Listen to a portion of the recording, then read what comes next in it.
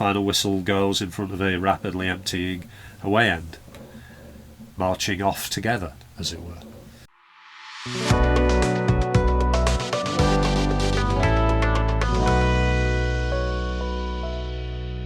Hi, my name is Mike and this is my vlog about football in general and Burnley FC in particular, a vlog that this week is feeling quite smug because it's filmed in an expensive studio situated in high Earth orbit and therefore wasn't affected by today's Amazon outage. Clarets beat Leeds 2-0 over the weekend in a match that was part of the Premier League's No Room for Racism campaign, and yes, if you think that's passing without comment, bad luck. Well, it's been a hell of a week for football and politics in general. Some to do with sort of Burnley FC and quite a lot not. First up we had John Joe Shelvey telling us about not wanting his kids growing up in England anymore, and reading the rest of his interview, truly by employing him for just 3 months not only did we lose a player with sublime footballing talent but also an amazingly towering intellect. I wonder if those cretins who in the away end at Preston in the FA Cup earlier this year were singing his name and abusing Mike Trezor will stop and reflect upon their actions.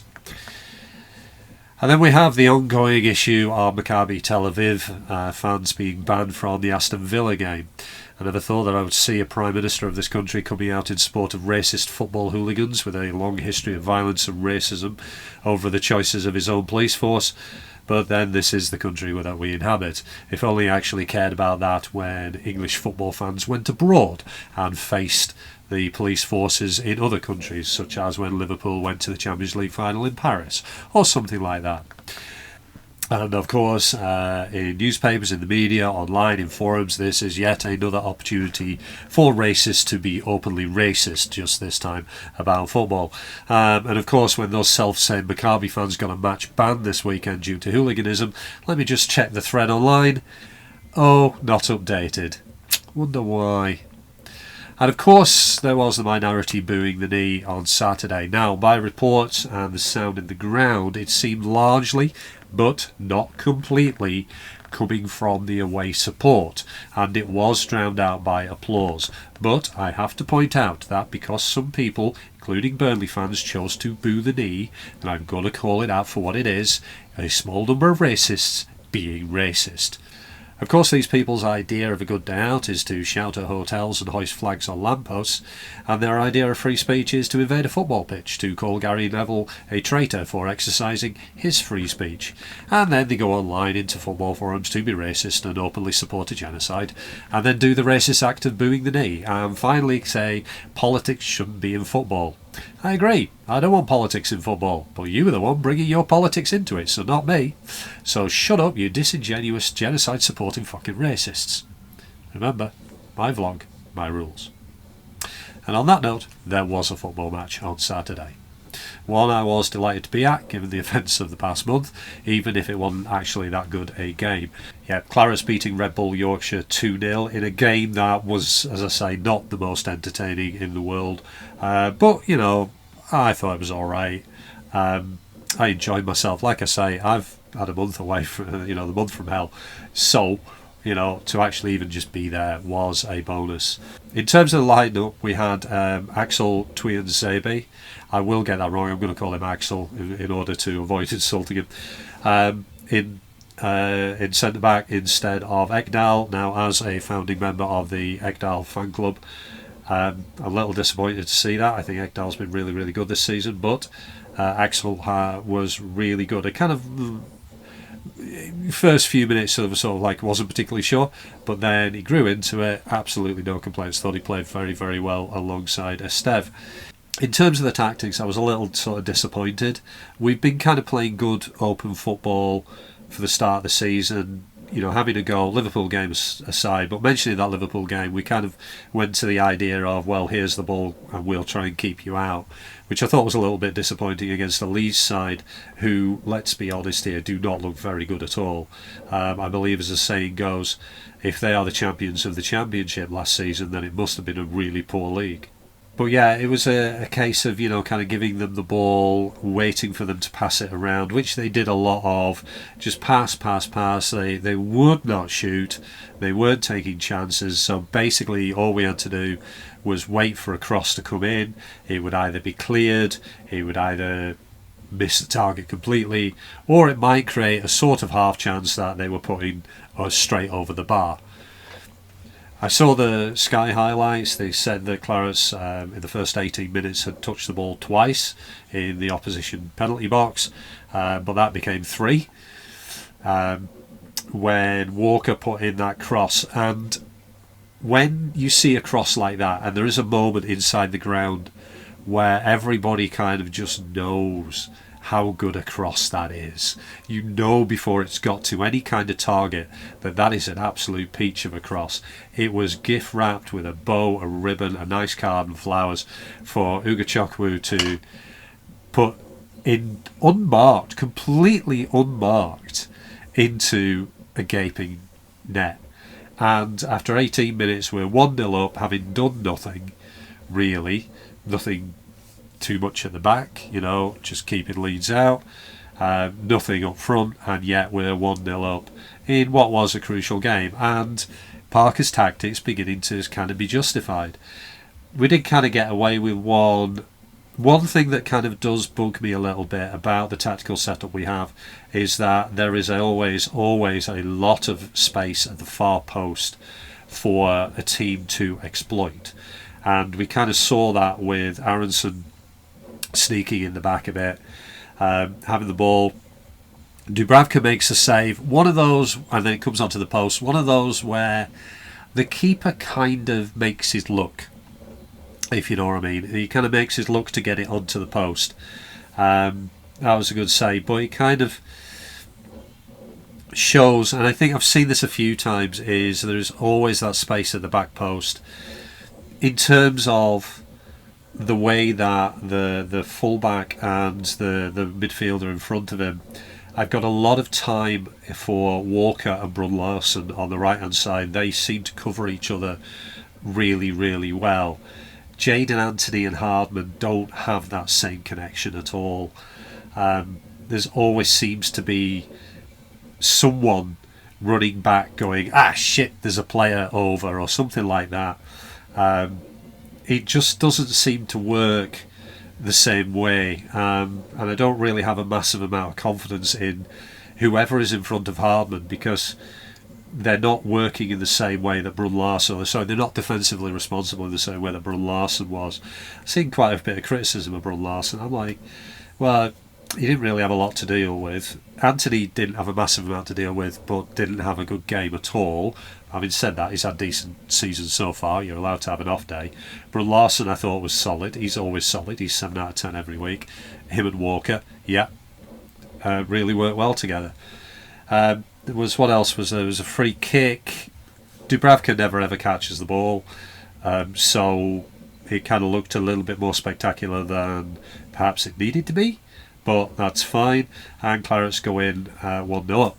Second half, not much of an improvement. Again, I kind of hoped that we'd come out and say the second half that we did against Man United, that we did against Sunderland, kind of a bit more confidence, a bit more kind of going at it. But no, if anything, we got worse.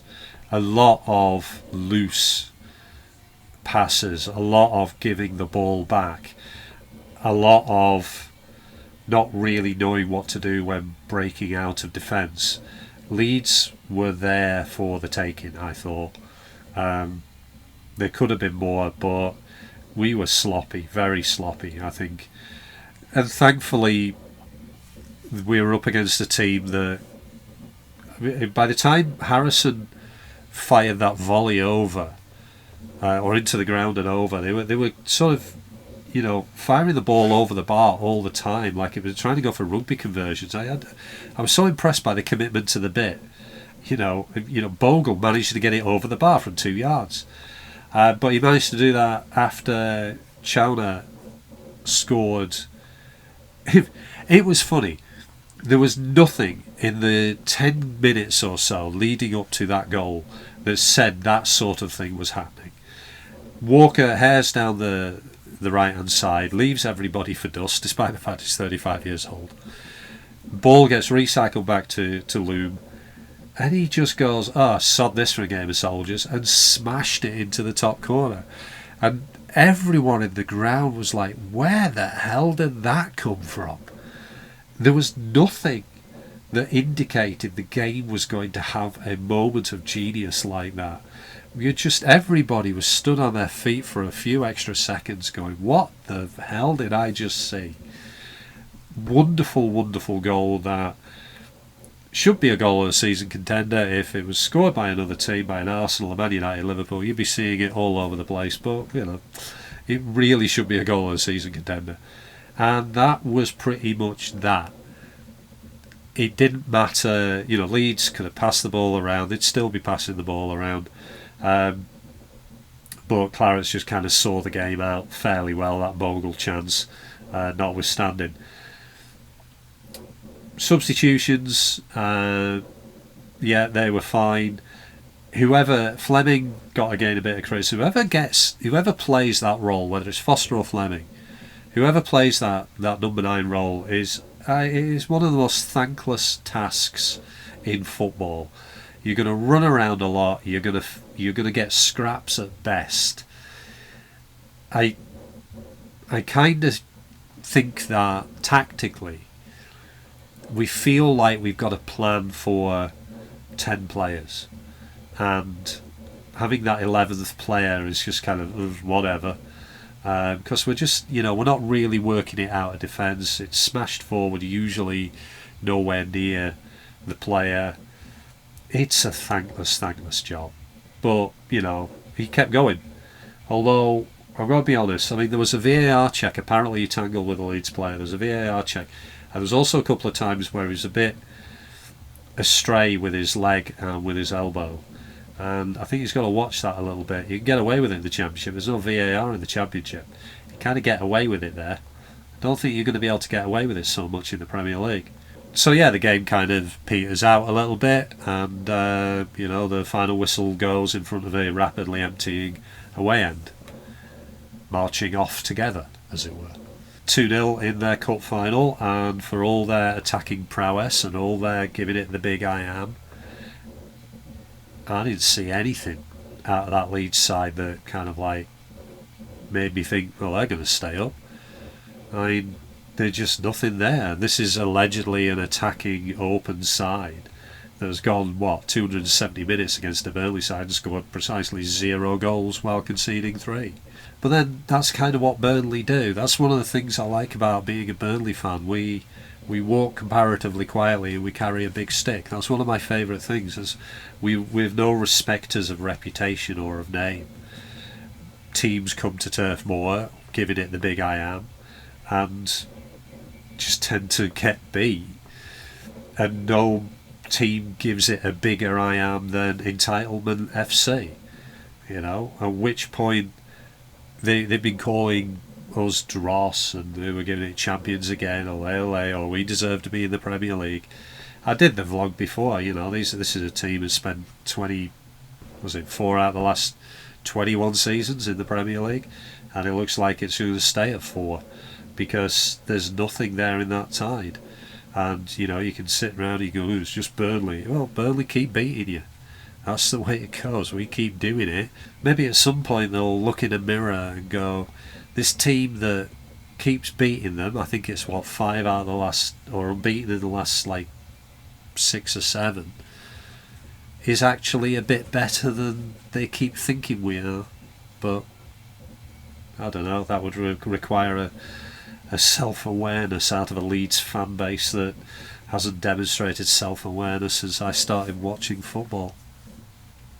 So not a massive amount of sort of comment on the game. I thought it was, like I say, not a good performance, but a good enough performance. A good enough performance to, a poor performance to beat an even poorer team.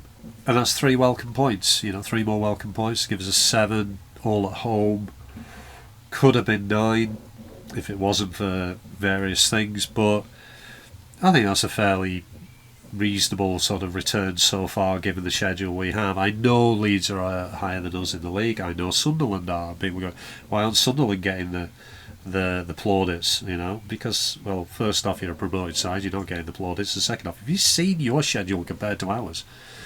It's okay, you're beating Wolves, you're beating West Ham, we haven't even played them. 2 of the bottom 3. So, we've got Wolves this weekend. Really, really would like 3 points out of that. Will we get it? I don't know. Depends how Scott sets it up. If we play like we played that second half against Man United, there's 3 points there for the taking. If we set up like we did this weekend, we're probably just going to get a draw. But we'll see. We'll see. I mean, 7 points, not in the relegation places. Forest have sacked their manager. Some talk of Deitch going there now. Well, it's his dream job, but it's not his dream owner. So, see how long that lasts. So yeah, not a massive amount to talk about on a fairly unentertaining game. I was just glad to be there, as I say. But onwards and upwards. Up the Clarets.